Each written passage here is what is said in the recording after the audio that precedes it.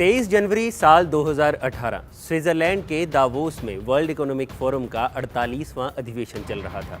इसी अधिवेशन में देश के कुछ चुनिंदा बिजनेसमैन और सीईओज का प्रतिनिधिमंडल भी गया था।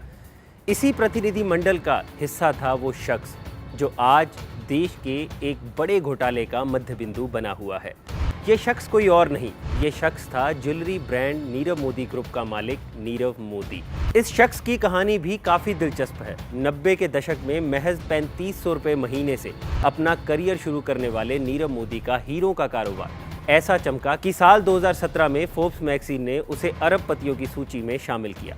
लेकिन ये नाम लाइमलाइट में तब आया जब पीएनबी की मुंबई स्थित एक ब्रांच ने हज़ारों करोड़ों रुपए के फर्जी बाड़े के लिए नीरव मोदी ग्रुप और गीतांजलि जेम्स जैसी बड़ी कंपनियों को जिम्मेवार ठहराया।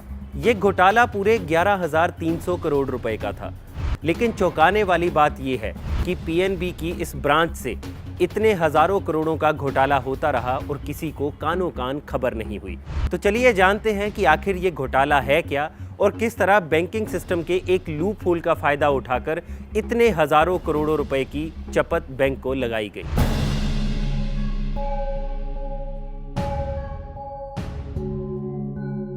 इस मामले की कड़ियां खुलनी शुरू हुई 16 जनवरी को, जब डायमंड कंपनियों की एक partnership firm diamond R US ने मुंबई में स्थित पीएनबी की ब्रेडी ब्रांच को बायर्स क्रेडिट के लिए अप्रोच किया।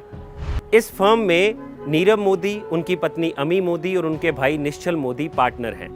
उस दिन इस फर्म के अधिकारी सभी इंपोर्ट डॉक्यूमेंट्स लेकर बैंक ब्रांच पहुंचे और उन्होंने विदेश में बैठे अपने सप्लायर को पेमेंट करने के लिए बायर्स क्रेडिट मांगा। बायर्स क्रेडिट असल में बैंक द्वारा इंपोर्टर को दिया जाने वाला एक शॉर्ट टर्म लोन होता है ताकि वो विदेश में बैठे अपने सप्लायर से माल खरीद सके। इसे अब आसान भाषा में समझते हैं। मान लीजिए मुंबई में स्थित एक हीरा कारोबारी को विदेश से हीरे खरीदने हैं, यानी इंपोर्ट करने हैं। इसके लिए वो मुंबई के किसी बैंक की ब्रांच में जाएगा और बायर्स क्रेडिट के लिए एप्लीकेशन देगा। इस एप्लीकेशन को सभी प्रोसीजर्स के जरिए चेक करने के बाद बैंक उसे एक लेटर जारी करेगा जिसे विदेश में स्थित बैंक को भेजा जाएगा। ये लेटर मिलने के बाद विदेश में स्थित बैंक लेटर देने वाले बैंक की गारंटी पर नेस्ट्रो अकाउंट में पैसा डाल देगा। ये नेस्ट्रो अकाउंट एक तरह का बैंक खाता होता है जिससे फॉरेन ट्रांजैक्शंस होती हैं।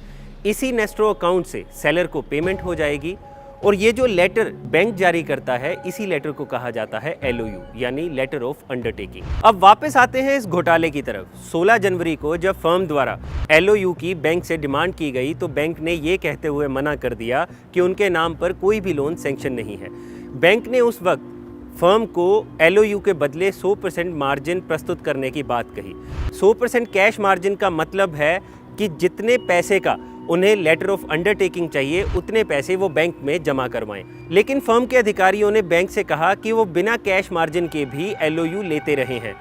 तो बैंक ने इस पर अपने रिकॉर्ड्स चेक किए और पाया कि ऐसी कोई भी ट्रांजैक्शन पहले नहीं हुई है। इसी बात पर बैंक अधिकारियों का माथा टनका और उन्होंने अपने सभी रिकॉर्ड्स को थॉरली चेक करना शुरू किया।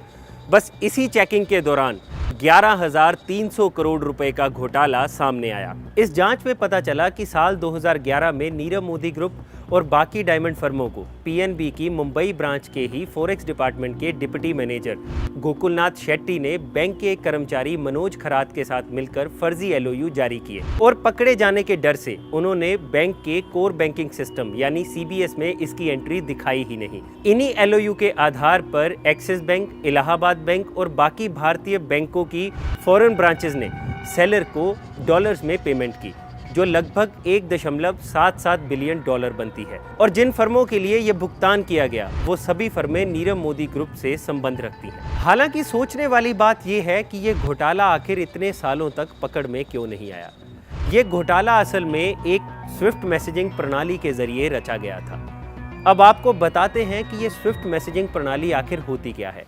ये एक तरह का मैसेजिंग नेटवर्क होता है और दुनिया के हर बैंक के पास एक स्विफ्ट कोड होता है जिसके जरिए एक देश का बैंक दूसरे देश के बैंक के साथ सूचना का आदान प्रदान करता है। बैंक द्वारा इन स्विफ्ट कोड्स का इस्तेमाल इसलिए किया जाता है ताकि सूचना का आदान प्रदान सिक्योर मोड में हो सके। लेकिन यहाँ एक बात समझने वाली है, स्विफ्ट मैसेजिंग प्रणाली महज एक फैक्स मशीन की तरह होती है जो CBS यानी कोर बैंकिंग सिस्टम से जुड़ी नहीं होती। यानी अगर स्विफ्ट के जरिए लेटर ऑफ अंडरटेकिंग किसी बैंक को भेजा जाता है तो उसकी एंट्री बैंक के सीबीएस में नहीं होती।